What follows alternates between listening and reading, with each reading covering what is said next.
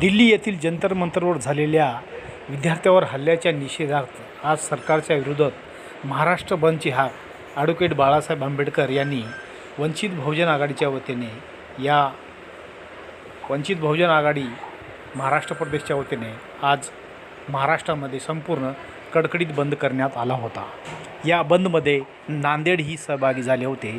नांदेडच्या वंचित बहुजन आघाडीच्या सर्व कार्यकर्ते नेते मंडळी यांनी आज नांदेडमध्ये कडकडीत बंद असा पाळण्यात आला आहे। नांदेडमध्ये मोठ्या प्रमाणामध्ये हा बंद यशस्वी करण्यात आला आहे। संपूर्ण जिल्ह्यामध्ये बंद पाळण्यात आला असून हा बंद 100% यशस्वी झाला आहे असे सूत्राकडून कळालेले आहे। महाराष्ट्र नावसाठी मी साहेबराव गजभारे, नांदेड।